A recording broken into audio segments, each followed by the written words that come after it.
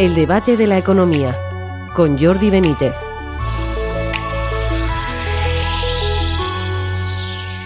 Bienvenidos al debate de la economía. La investigación en torno al accidente de Adamuz sigue avanzando y una de las grandes preguntas tiene que ver con cómo ha afectado a las infraestructuras ferroviarias la caída de la inversión pública en estos años en España. Lo analizaremos en unos minutos con nuestros contertulios.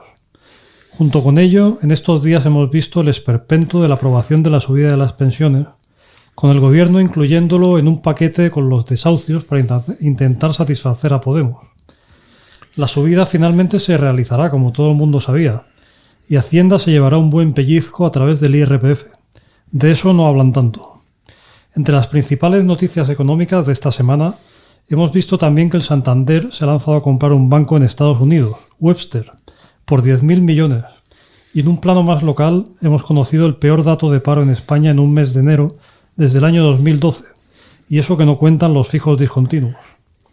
Como nota pintoresca tenemos el viaje que Pedro Sánchez ha efectuado para verse con los presidentes de Burundi, Botsuana, Georgia y Bután, todas ellas grandes potencias, como ustedes saben. Para hablar sobre todo ello tenemos hoy con nosotros a Miquel Buesa, catedrático de la Universidad Complutense. Bienvenido, Miquel. Muchas gracias. Hola. Y a José Ramón Pín Arboledas, profesor del IES. Bienvenido, José Ramón. Pues aquí estamos. Oye, pues empezamos, si os parece, hablando del lado económico del accidente, Miquel, porque bueno, tú sabes, conoces muy bien, es un dato que manejas con mucha frecuencia, la inversión pública, ¿no? ¿Cómo te parece que esto ha afectado a...? Bueno, la inversión pública actualmente es como un 60% de la que había antes de la crisis financiera, ¿eh? En el tema ferroviario, ¿no? Y es verdad que en los 3 últimos años ha crecido un poquito, pero desde luego no llega a los niveles, previos a la crisis financiera, ¿no? Con lo cual, claro, hemos estado en una situación de insuficiencia de inversiones durante mucho tiempo, ¿eh? Y eso se ha traducido en un empeoramiento, claro, de la infraestructura, ¿no?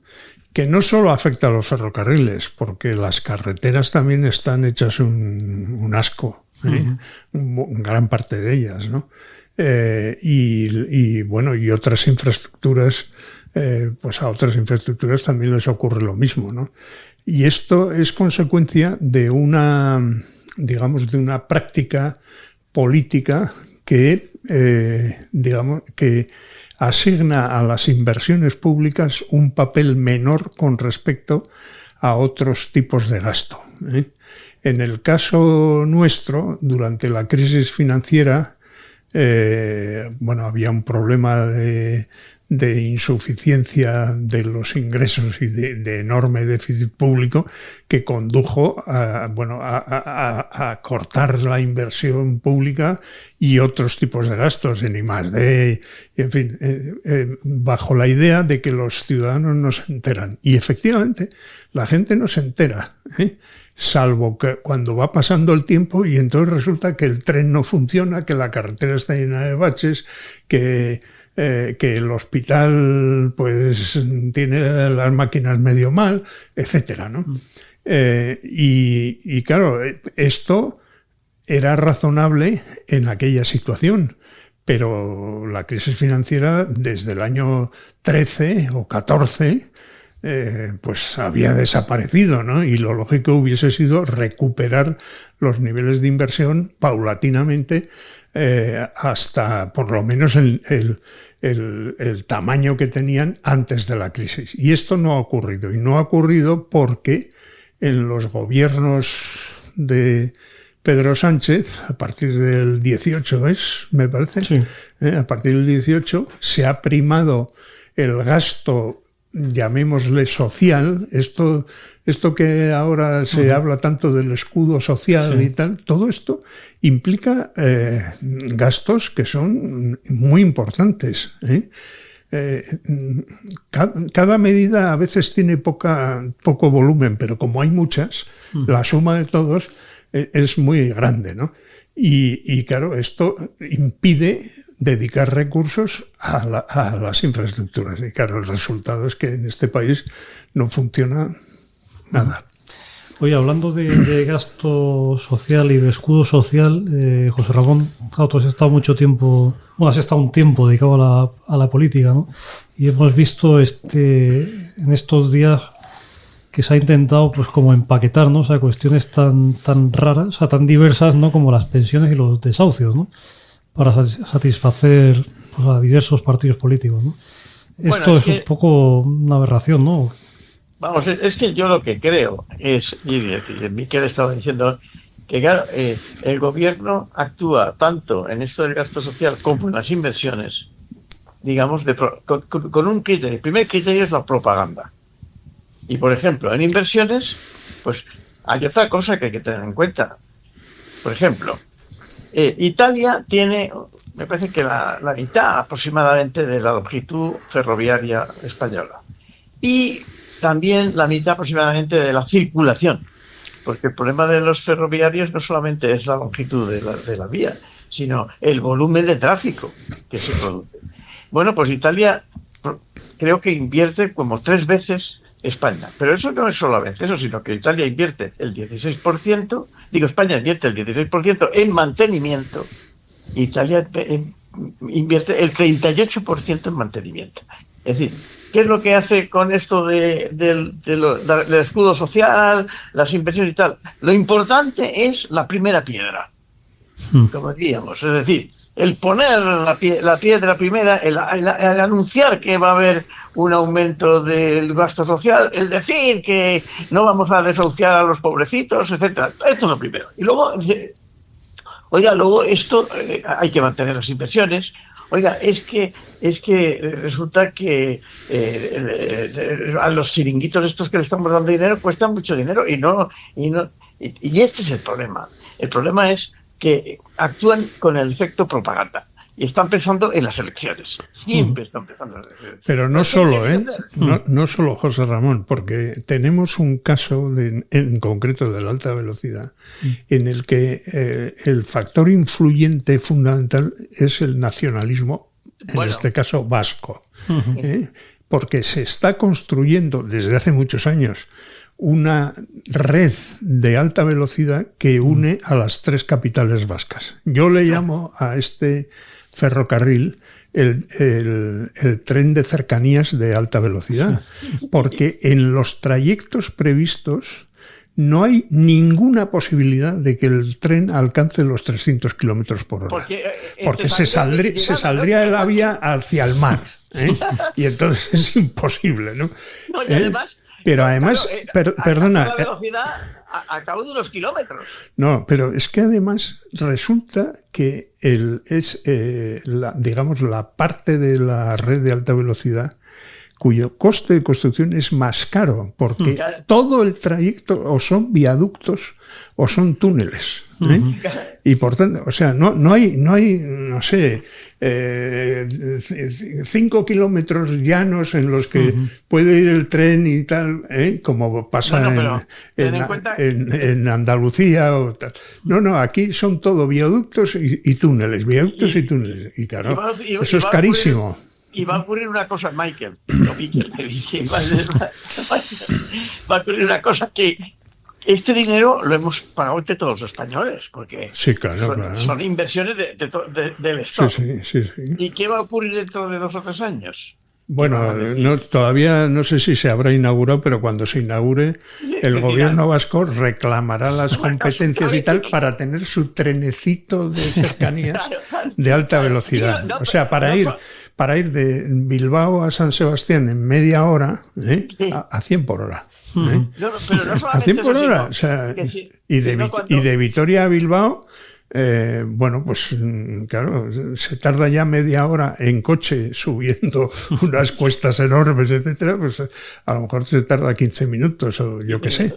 Pero no solamente eso, sino que cuando vayan a discutir el cupo, dirán, pero es que nosotros tenemos que mantener este tren de alta velocidad que cuesta mucho de mantener, por lo tanto, redúzcame usted el cupo. Sí, esto es...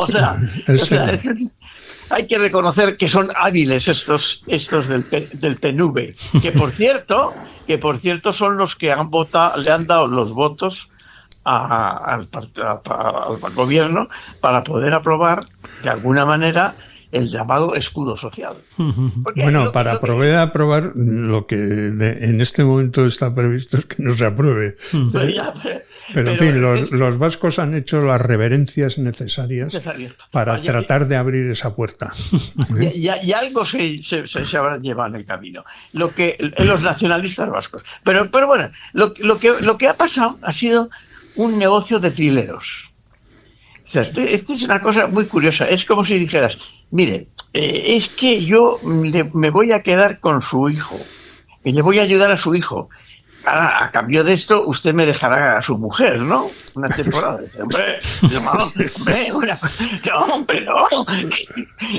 No. Lo de mi hija es una cosa y lo de la mujer es otra cosa. A lo mejor también llego a un acuerdo con la mujer, pero no se preocupe. Ese es el tema. O sea, han querido empaquetar dos temas que no tienen nada que ver. Y que lo único que buscaban era, digamos, secuestrar el voto de los pensionistas para poder sacar otro voto para contentar a unos señores que al final tampoco contentaban, porque contentaban a Podemos, pero no contentaban a Junts. Claro, es que cada vez lo tienes más difícil, ¿no? Está el malabarismo. Esto es imposible, o sea, realmente... Claro, es la cuadratura del círculo, porque claro, es contentar a una extrema izquierda, entre comillas, con una extrema derecha nacionalista. Toma ya, o sea, pero no solo eso, es que, vamos a ver, el problema de Pedro Sánchez es que tiene aversión al PP. Y entonces cuando hace una cosa como es subir las pensiones, en las cuales está de acuerdo el PP, entonces le entra un sarpullido tal que tiene que meter otras cosas para que el PP diga no.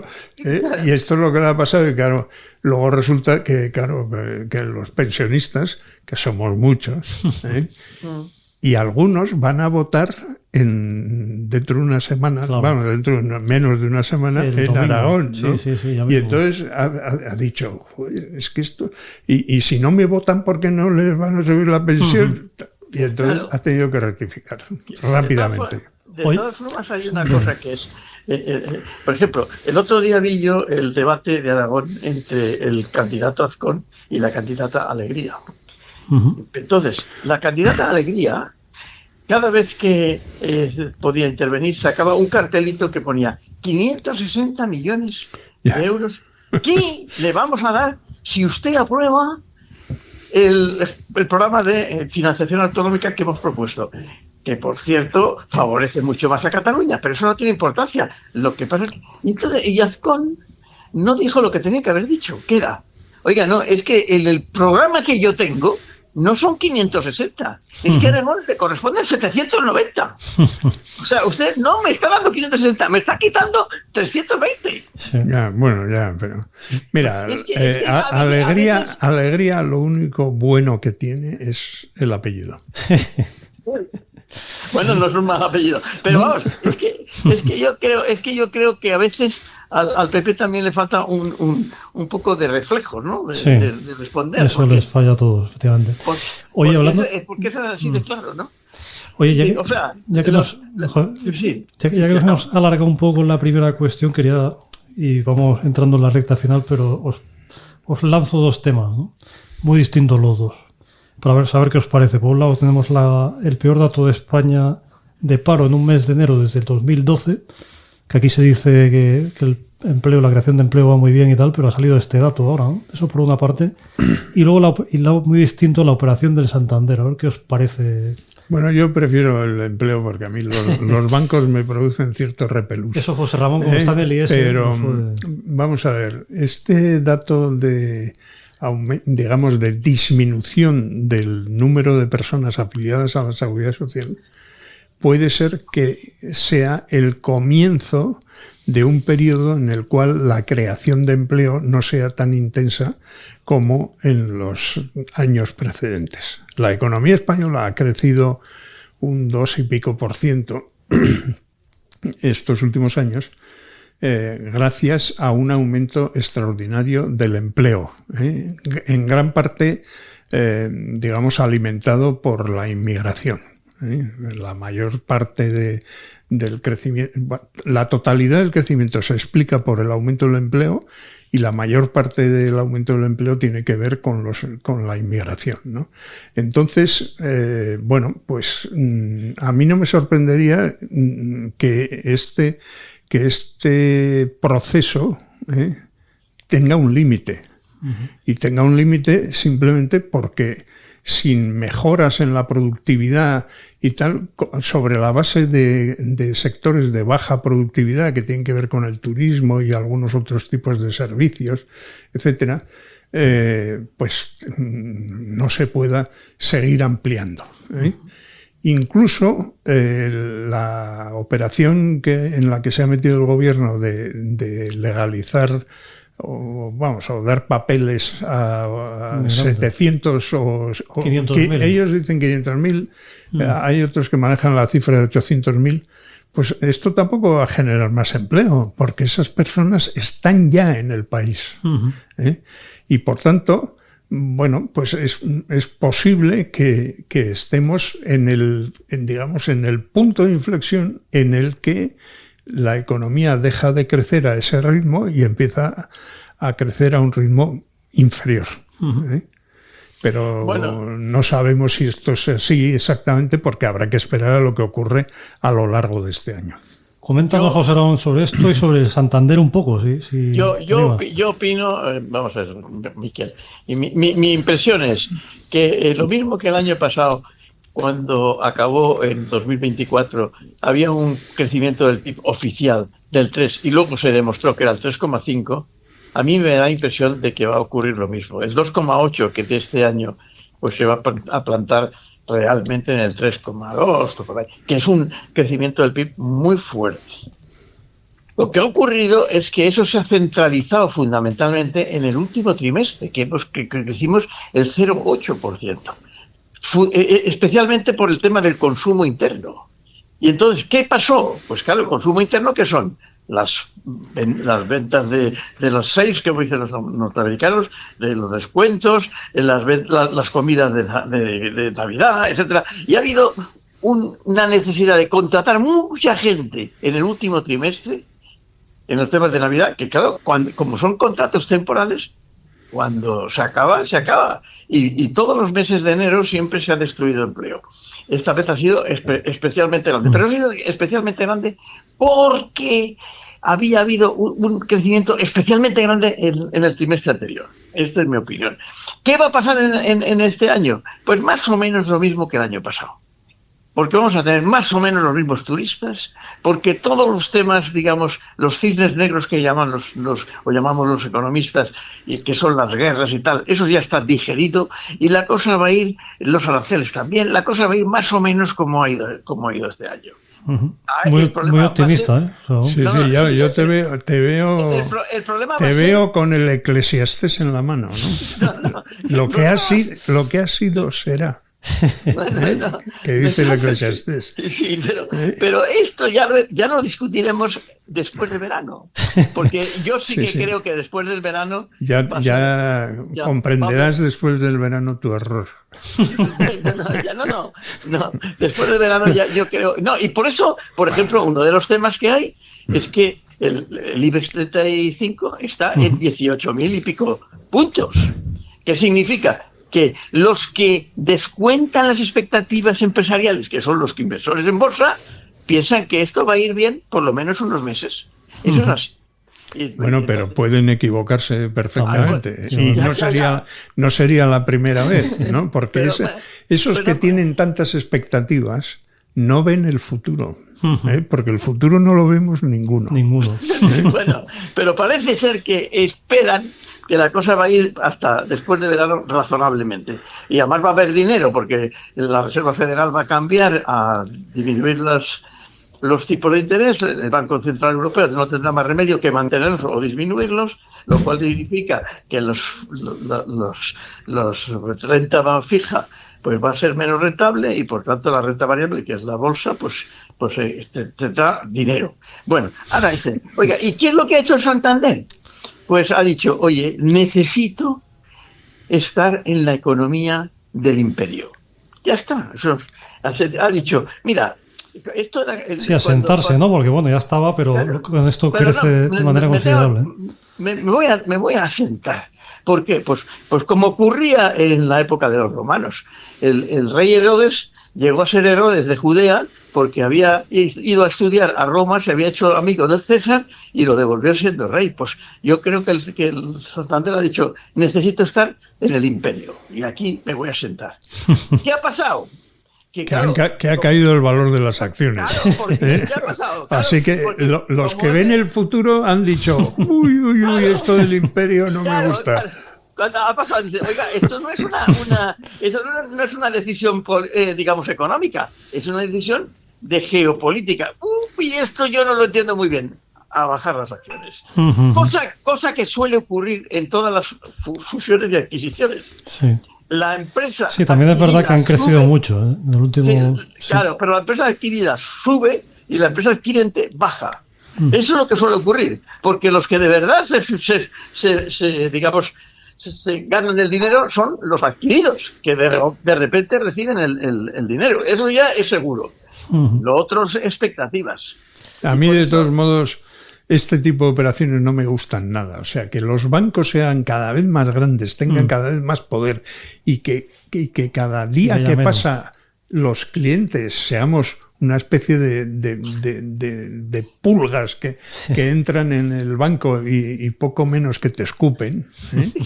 Y lo digo por experiencia, porque ayer mismo sufrí yo en mi banco un maltrato. Pues ¿qué te diga? Prefiero bancos más pequeñitos que me soben la chepa. De todas formas, eso es lo que yo creo que ha pasado con el Santander, que quiere instalarse en el imperio y que los accionistas han dicho, oye, nosotros no estamos para hacer estas operaciones tan inciertas. Por tanto, me voy de esta compañía. O sea, cuando las acciones bajan, simplemente es que hay gente que vende, punto, ya está. Y entonces se han ido algunos accionistas que no confían en esa operación.